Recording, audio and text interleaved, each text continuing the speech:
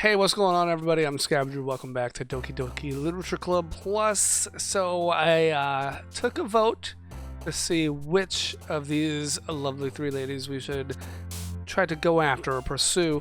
And it looks like the vote is in, and most of you, a majority of you, have picked Yuri. So we're just going to go in and try to write this poetry to favor Yuri's tastes. So here's the very first poem we're gonna write today. Let's get into it. Okay. Now I think Yuri likes dark stuff because she said she's been. This is a tough one because would I go dark or would I go vitality? I'm gonna say dark. Oh no, that was Yuri. Okay. Waterfall analysis, hopeless. Maybe analysis. That's definitely Yuri for sure. Analysis. Vivid would be Yuri. Hell yeah. Okay. Electricity. Fantasy. I think Yuri's into fantasy, right? Oh no, that's okay. We got one for Sayori, one for Natsuki, but we got two for Yuri. Philosophy. That's definitely gonna be Yuri. Of course. Maybe anxiety. Yup. Determination. Man, I'm good. Okay, one more. Horror. There we go. Because Yuri likes horror. Oh, I got to do one more? Oh, we're on the last one. Extraordinary. Oh, I was wrong on extraordinary. Most of this is geared towards Yuri, though, so we should be good. Hi again, Michael. Glad to see you didn't run away on us. Don't worry. This might be a little strange for me, but at least I keep my word. Well, I'm back at the Literature Club. I was the last one to come in, so everyone else is already hanging out. Thanks for keeping your promise, Michael. I hope it isn't too overwhelming of a commitment for you. Making you dive headfirst into literature when you're not accustomed to it. Oh, come on, like he deserves any slack. Sayori told me you didn't even want to join any clubs this year. And last year, too. I don't know if you plan to just come here and hang out or what. But if you don't take us seriously, then you won't see the end of it. Natsuki, you certainly have a big mouth for someone who keeps her manga collection in the club room. Natsuki finds herself stuck between saying Monica and manga. Manga is literature. Swiftly defeated, Natsuki plops back into her seat. Don't worry, guys. Michael always gives his best as long as he's having fun. He helps me with busy work without me even asking. Like cooking, cleaning my room. How dependable. Sari, that's because your room is so messy it's distracting. And you almost set your house on fire once. Is that so? You two are really good friends, aren't you? I might be a little jealous. How come? You and Michael can become good friends too.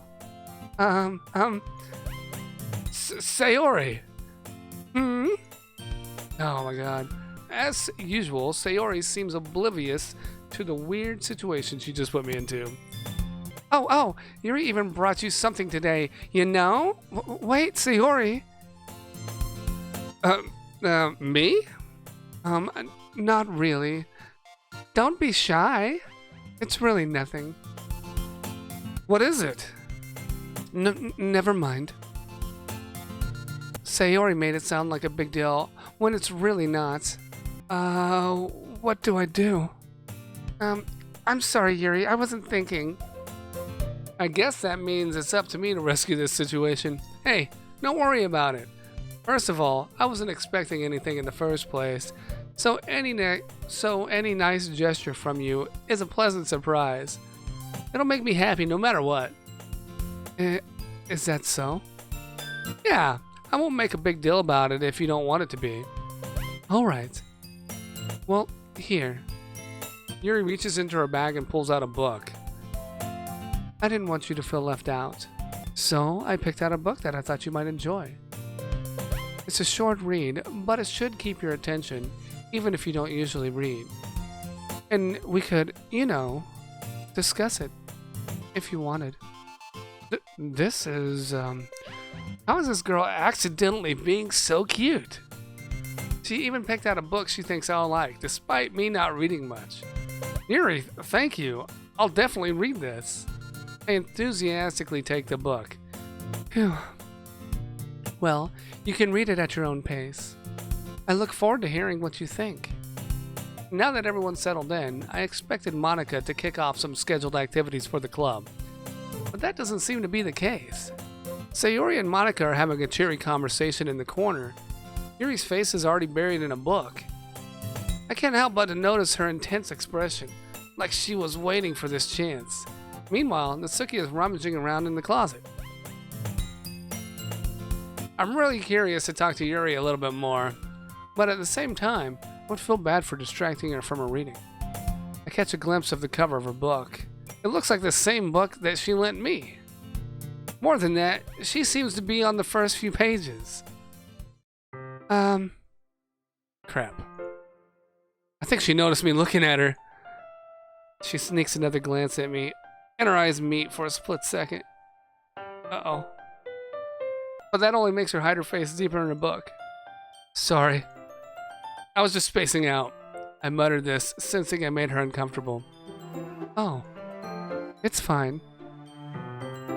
If I was focused, then I probably wouldn't have noticed it in the first place. But I'm just rereading a bit of this, so... That's the book you gave me, right? Mm-hmm. I wanted to reread some of it. Not for any particular reason. Just curious how come you have two copies of the same book. Well, when I stopped at the bookstore yesterday... that's not what I meant. I mean... I just happened to buy two of them. Ah, I see.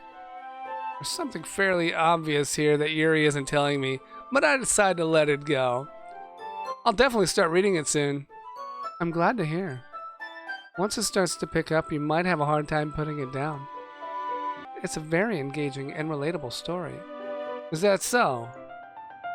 What's it about anyway? Well... Yuri closes the book and scans her eyes over the back. The book is titled Portrait of Markov. There's an ominous-looking eye symbol on the front cover. Alright. I just wanted to make sure I didn't accidentally give anything away. Basically, it's about this girl in high school who moves in with her long-lost younger sister. But as soon as she does, her life gets really strange. She gets targeted by these people who escaped from a human experiment prison. And while her life is in danger, she needs to desperately choose who to trust. No matter what she does, she ends up destroying most of her relationships, and her life starts to fall apart. That's kind of dark, isn't it? Yuri made it sound like it was going to be a nice story, so that dark turn came out of nowhere.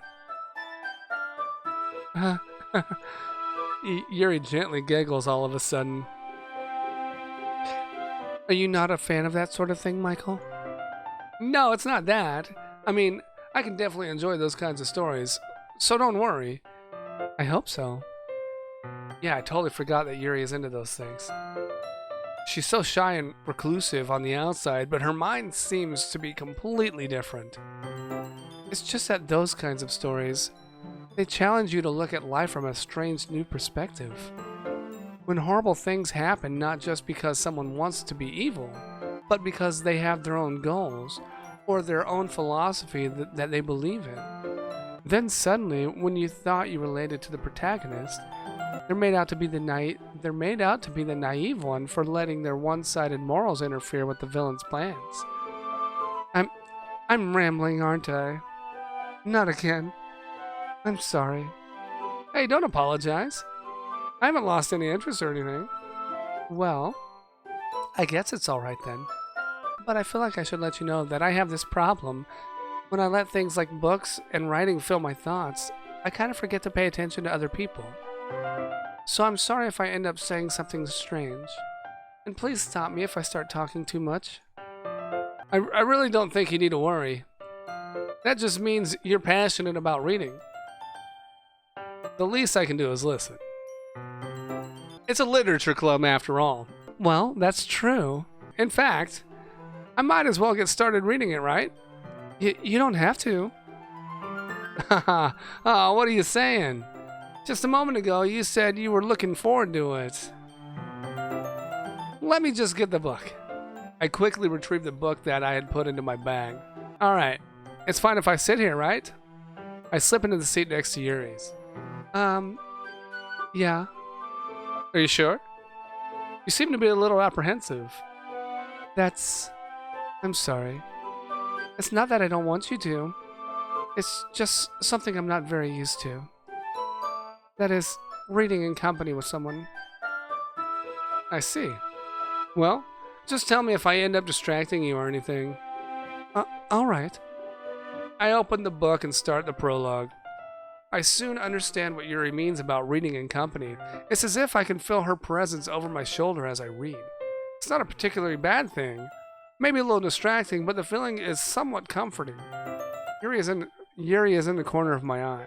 I realize she's not actually looking at her own book. I glance over. It looks like she's reading from my book instead. Sorry. I was just... Yuri, you really apologize a lot, don't you? I do? I don't really mean to. Sorry. I mean... Here, this should work, right?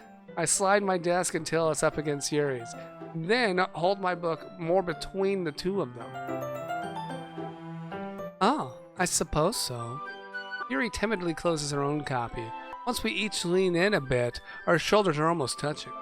It feels like my left arm is in the way, so instead I use my right hand to hold the open book. I guess that makes it kind of difficult to turn the page. Here. Yuri takes her left arm and holds the left side of the book between her thumb and forefinger. I do the same with my right arm on the right side of the book. That way, I turn the page and Yuri slides it under her thumb after it flips to her side. But in holding it like this, we're huddled even closer together than before. It's actually kind of distracting me. It's as if I can feel the warmth of Yuri's face, and she's in the corner of my vision. Are you ready? To turn the page? Oh, sorry. I think I got a bit distracted for a second. I glance over at Yuri's face again, and our eyes meet. I don't know how I'll be able to keep up with her.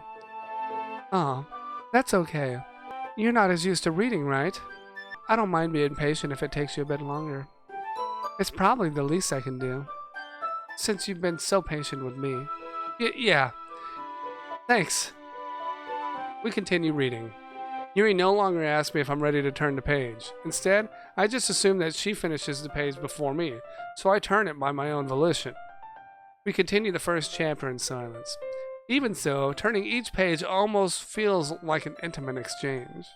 My thumb gently letting go of the page, letting it flutter over to her side as she catches it under her own thumb.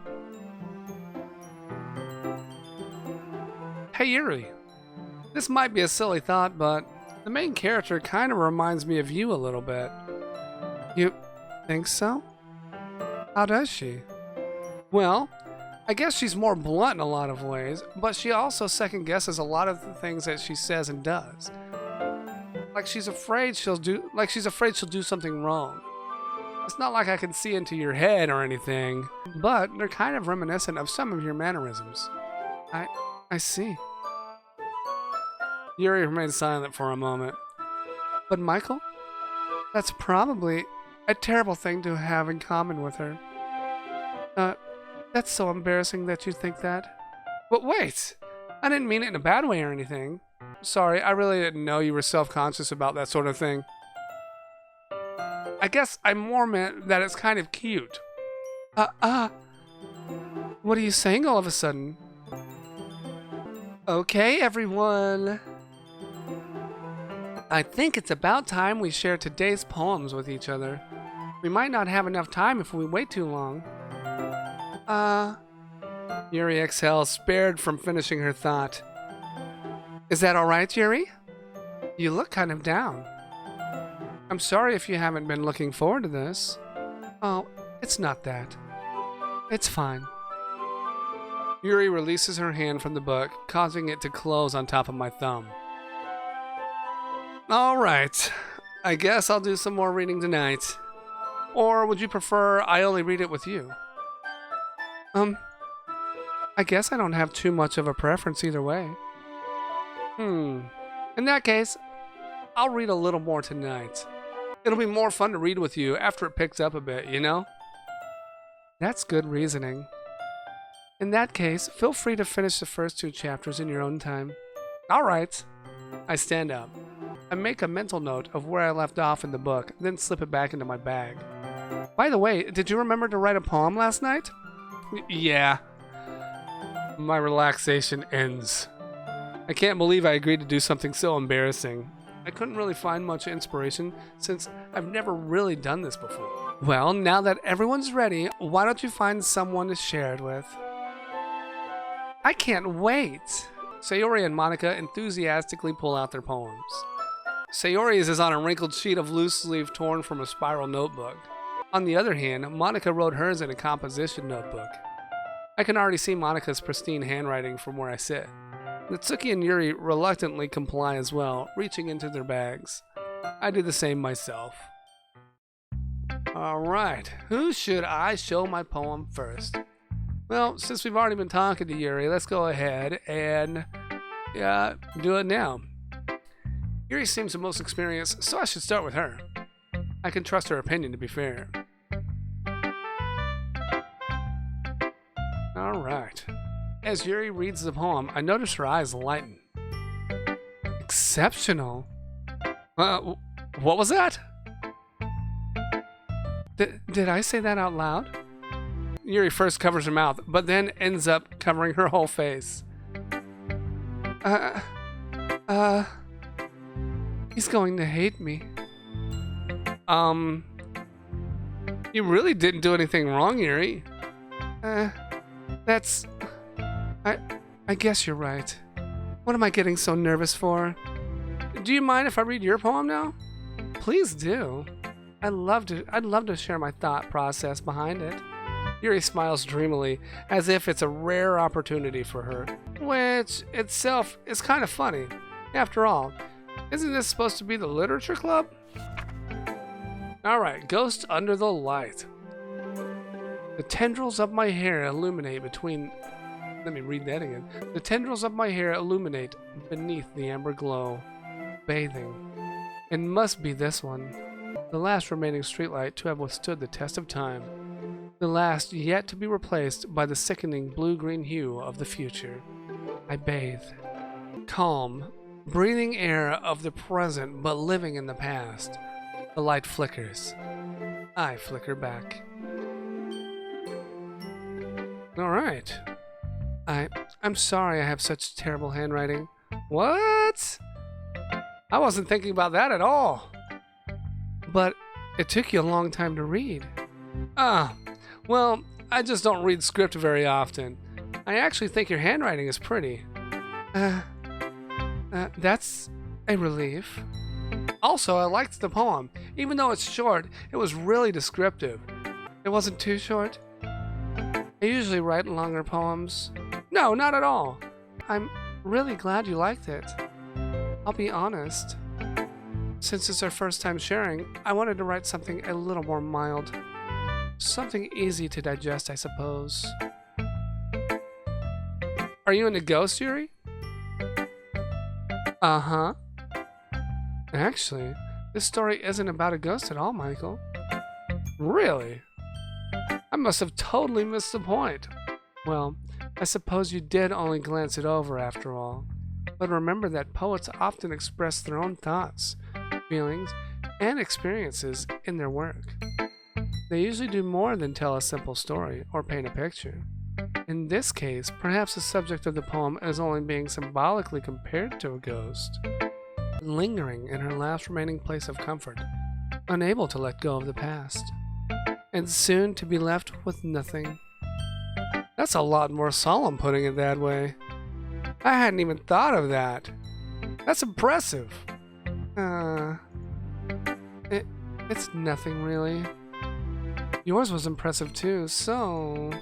Nah, If anything, I could probably learn a thing or two from you. You think so? Oh yeah, of course. You know, I was really nervous about doing all this, but in the end, I really enjoyed it. I'm going to keep doing my best for you, Michael. Me too. Alright, ladies and gentlemen, I'm going to continue on talking to the rest of the class and sharing my poem, but that's going to be it for this video, so I hope you enjoyed it. If you did, make sure you smack that like button. Subscribe to the channel if you haven't already, and I'll see you later. Bye-bye.